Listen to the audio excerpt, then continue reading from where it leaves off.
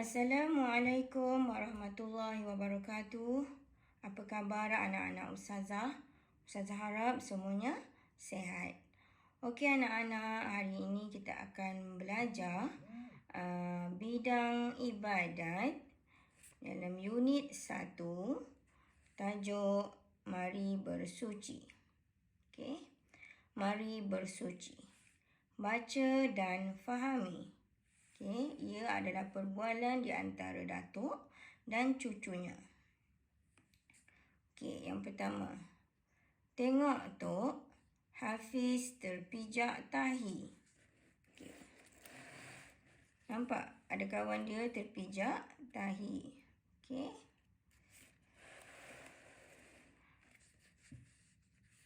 Itulah kalau tidak berhati-hati. Kan dah terpijak najis. Okey, atuk dia cakap. Okey. Apakah arti najis, Tok? Okey, dia tanya, apakah arti najis, Tok? Okey.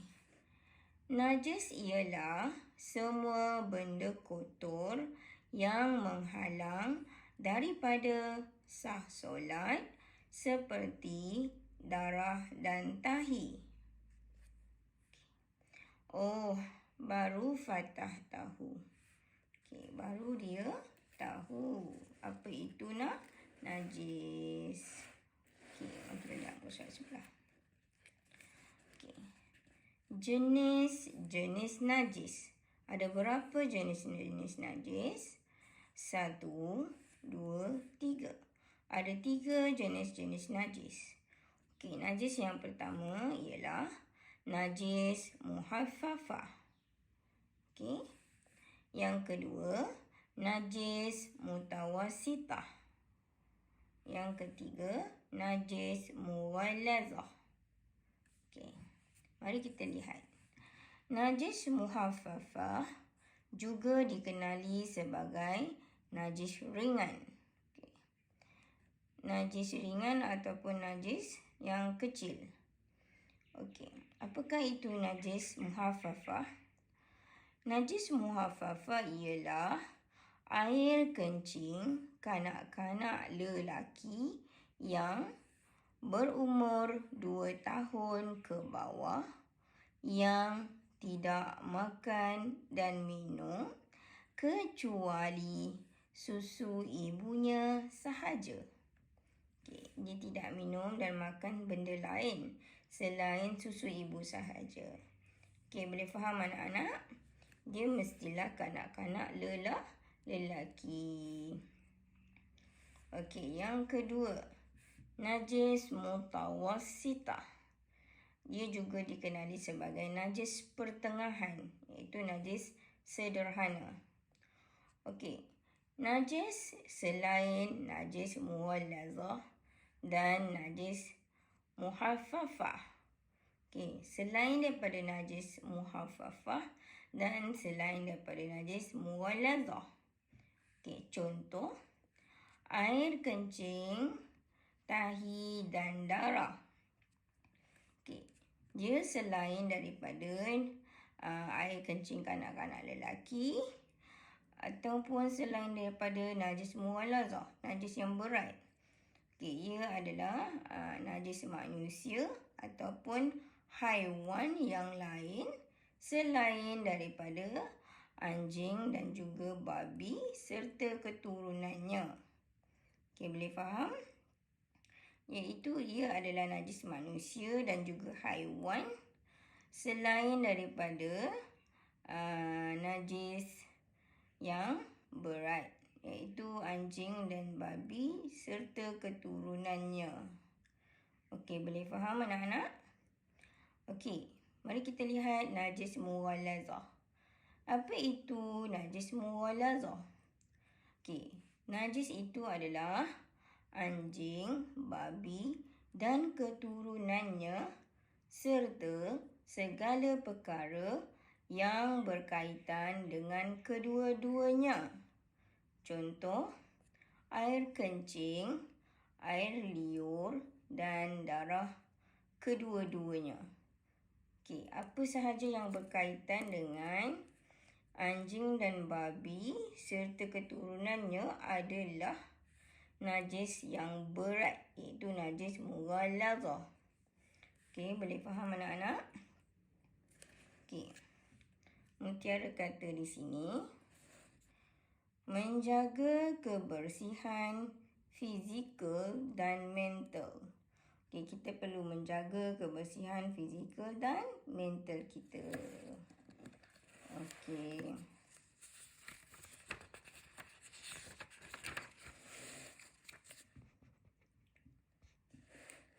Okey. Muka surat 116. Okey, 116. Okey, mari lakukan. Okey. Cara membersihkan najis. Bagaimanakah cara membersihkan najis? Okey, mari kita lihat. Najis muhaffafah, iaitu air kencing kanak-kanak lelaki yang berumur di bawah 2 tahun yang hanya minum susu ibunya sahaja. Okey. Caranya ialah renjiskan air mutlak ke tempat yang terkena najis. Renjiskan air mutlak ke tempat yang terkena najis. Okey, jadi sangat mudah. Okey, renjiskan saja tempat yang terkena najis, kemudian lap sehingga kering. Okey. Yang kedua, najis mutawasitah, iaitu najis yang sederhana, iaitu najis manusia dan haiwan selain anjing dan babi. Okey, najis mutawasitah. Cara untuk menyucikannya ialah hilangkan najis yang terkena pada badan, pakaian ataupun tempat. Okey, sudah hilangkan najis. Basuh dengan air mutlak sehingga hilang kesannya, sama ada warna, bau dan juga rasa. Warna, bau dan rasa. Hilangkan najis tersebut sehingga hilang bau, warna dan rasa. Okey, lihat contohnya apabila terkena pada seluar. Okey, bersihkan saja dengan air mutlak sehingga hilang warna, bau dan rasa. Rasa ni kita rasa pakai tangan, sama ada lagi kesan tahi tersebut ataupun tidak. Okey, boleh faham anak-anak? Okey, sekarang najis mughalazah. Bagaimana menyucikan najis mughalazah? Yang pertama, hilangkan najis yang terkena pada badan, pakaian ataupun tempat. Okey, kena hilangkan dulu najis tersebut. Yang kedua, basuh dengan air tanah 1 kali. Okey, basuh dengan air tanah 1 kali. Bagaimana untuk mendapatkan air tanah? Okey, awak sediakan gayung ataupun baldi. Bancuh dengan tanah. Pastikan tanah itu terlarut. Okey, boleh jadikan dia air tanah. Okey, jadi kita basuh ke tempat yang terkena najis hanya 1 kali. Kemudian yang ketiga, basuh dengan air mutlak 6 kali. Air mutlak 6 kali sehingga hilang bau, warna dan juga rasa. Okey, boleh faham anak-anak? Air tanah 1 kali, air mutlak 6 kali. Okey. Boleh faham macam mana nak dapatkan air tanah? Sediakan 1 gayung ataupun baldi dan campurkan dengan tanah. Okey, gaul sebati sehingga menjadi air tanah. Okey, faham anak-anak? Okey. Proses membersihkan najis mughalazah dinamakan sertu. Okey. Okey, muka surat 117. Okey. Mari contohi dan amalkan. Okey, mari contohi dan amalkan. Okey, lihat ada bulatan. Di tengahnya ada 3 perkara, iaitu di rumah, di sekolah, di tempat awam. Okey. Apakah yang kita boleh lakukan apabila berada di rumah? Okey, di rumah kita boleh tayamum, iaitu menggantikan air wuduk. Tayamum, dan juga boleh mandi wajib. Okey, apabila kita terlibat dengan hadas besar, maka kita hendaklah mandi wajib. Okey, mandi wajib untuk perempuan yang haid ataupun lelaki yang keluar air mani. Okey, di sekolah berwuduk dan beristinja dengan sempurna. Ia adalah cara untuk menjaga kesucian. Okey, iaitu dengan bertayamum, mandi wajib, wuduk dan beristinja dengan sempurna. Apa itu istinja? Cebok. Tahu cebok?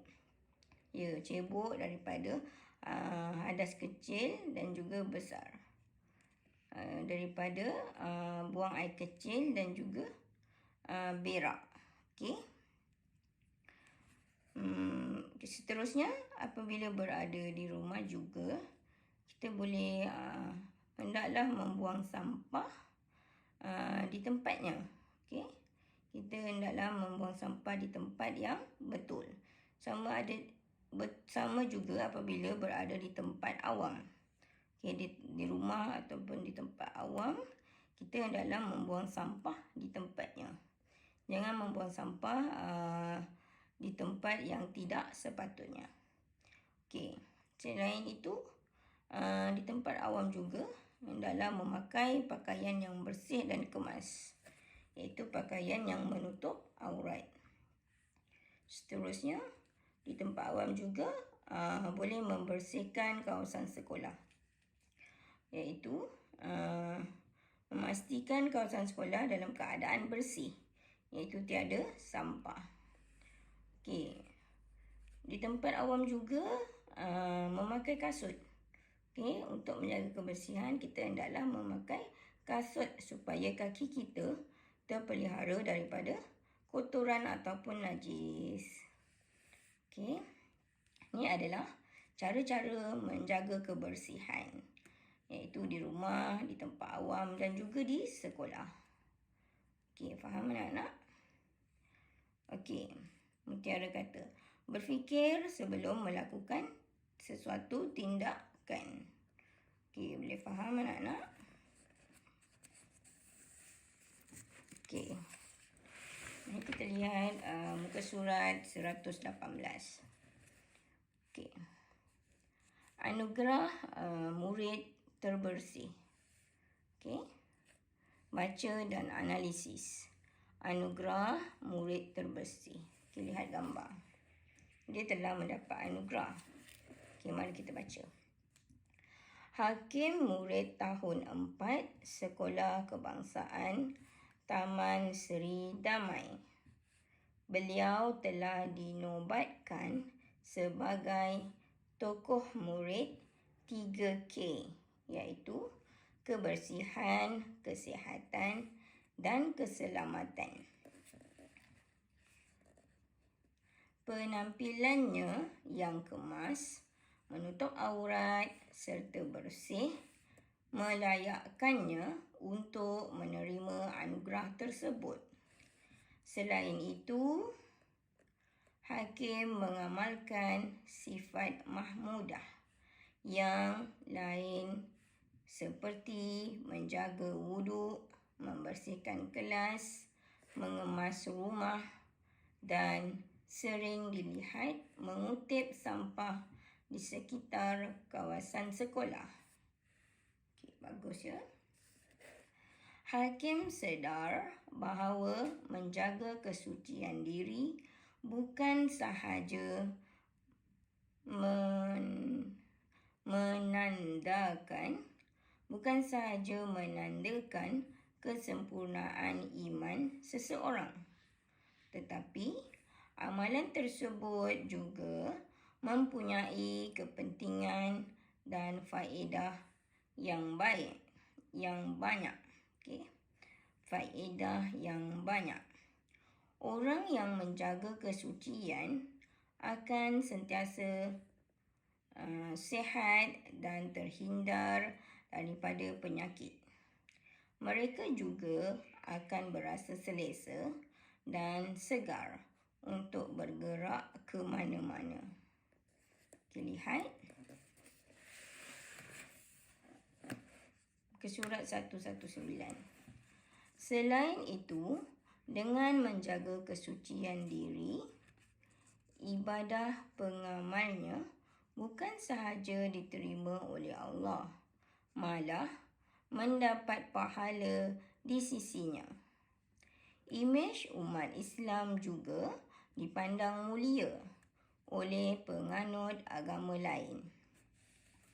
Jika masyarakat di sekeliling bersama-sama menjaga kebersihan, mereka dapat hidup dengan tenang dan harmoni.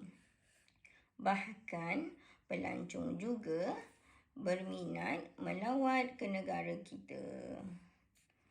Okey, sebagai rumusan, amalan menjaga kesucian dan kebersihan dalam semua aspek kehidupan dapat memberikan kesan yang positif terhadap diri, agama dan masyarakat. Okey, mutiara kata, sentiasa menjaga kebersihan dalam semua aspek kehidupan. Okey, faham anak-anak? Okey, itu saja untuk pembelajaran hari ini. Terima kasih. Assalamualaikum.